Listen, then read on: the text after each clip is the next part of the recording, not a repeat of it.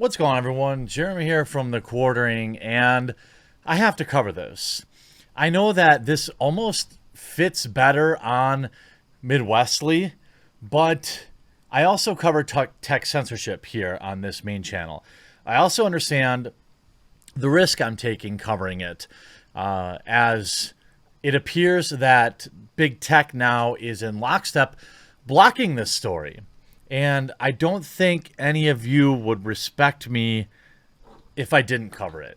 So I have to take the risk.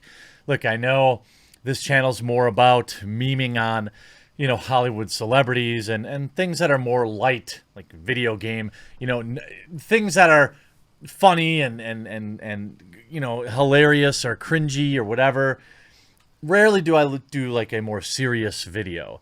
But what Facebook and Twitter did today with the New York Post story about Joe Biden's son and his alleged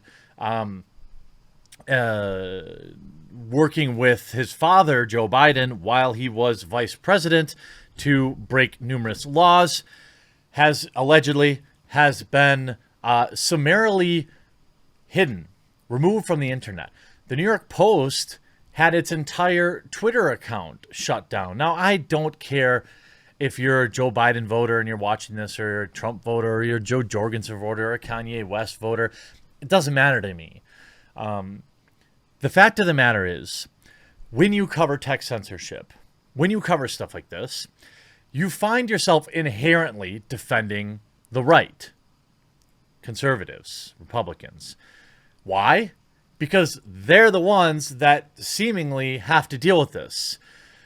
There are a lot of conservative ideas that I strongly disagree with. In fact, I'm basically a run-of-the-mill liberal. But I do care about tech censorship. Censorship used to be a liberal issue. But apparently, that's no longer an issue. Or that's no longer important to modern-day liberals. I suppose classical liberal might be what I would define myself as, or libertarian, probably closer to that. But this is nuts. Facebook and Twitter try to limit the New York Post story on Joe Biden's son. We'll go right to the source.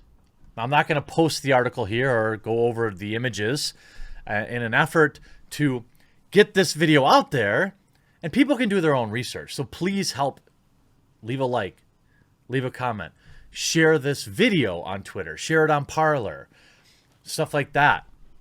Get it out there.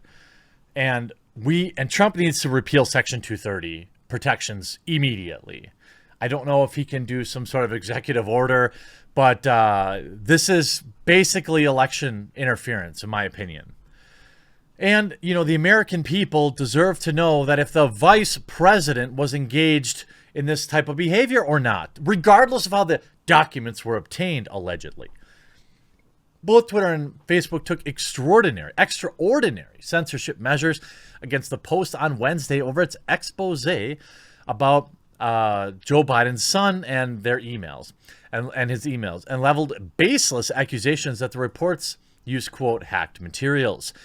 The suppression effort came despite the presidential candidate Joe Biden's campaign merely denying that he had anything on his, quote, official schedules about meeting with the Ukrainian energy executive in 2015, along with zero claims that his son's computer had ever been hacked.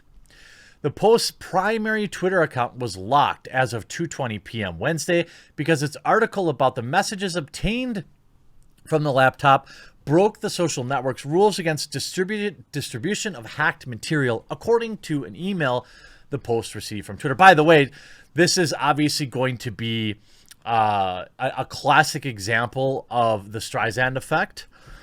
Twitter also blocked users from sharing the link to the Post article, indicating that Hunter introduced Joe to the Ukrainian businessman, calling the link, quote, potentially harmful. In line with our hacked materials policy, as well as our approach to blocking URLs, we are taking action to block any links or images of the material in question on Twitter, a Twitter spokesperson told the Post in a statement. The company said it took the step because of a lack of authoritative reporting where the materials included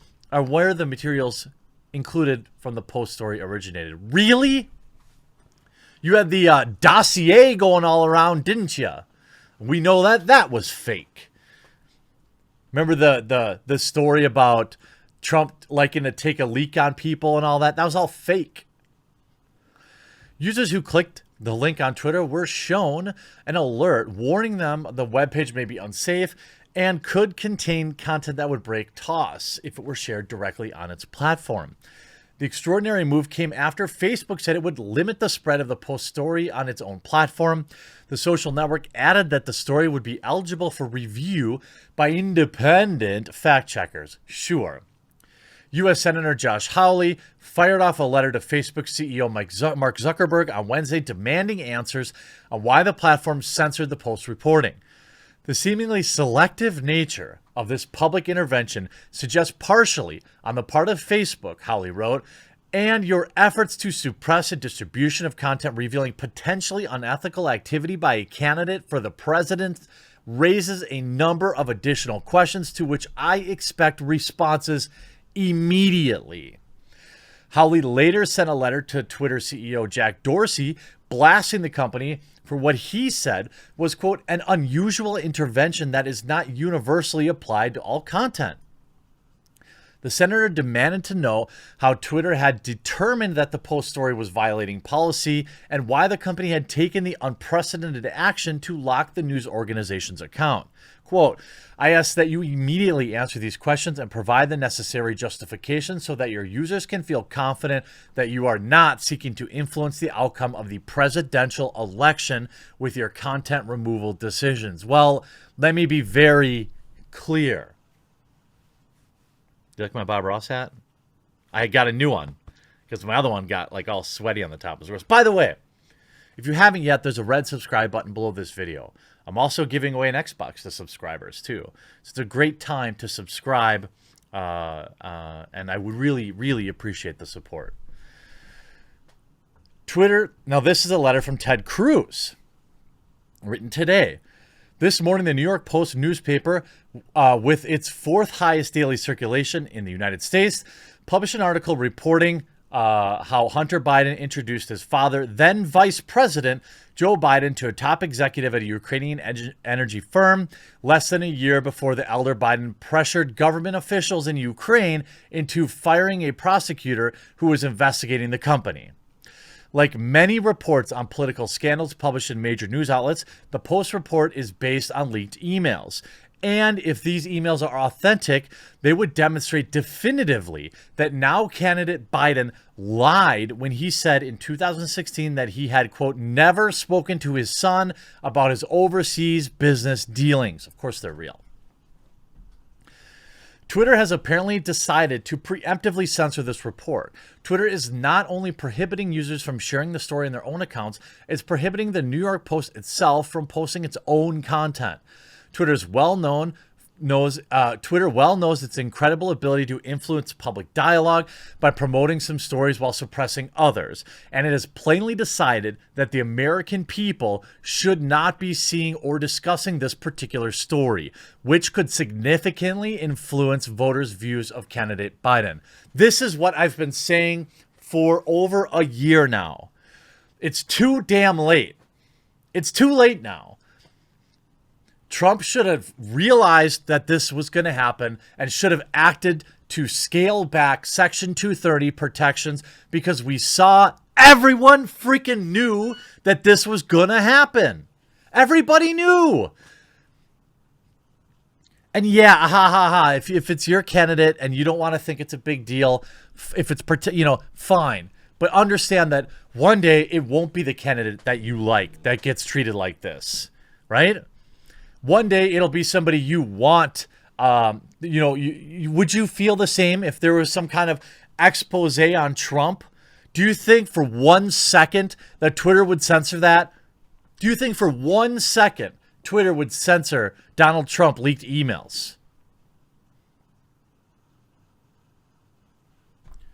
Please provide the following information immediately to the subcommittee on the Constitution. Who made the decision to prevent users from sharing the story, and on what basis did they do that? When was the New York Post made aware of Twitter's decision, and what process was afforded to it to contest the censorship? Has Twitter prevented the New York Times, Washington Post, or any other major news outlet from posting its own reporting? If so, when?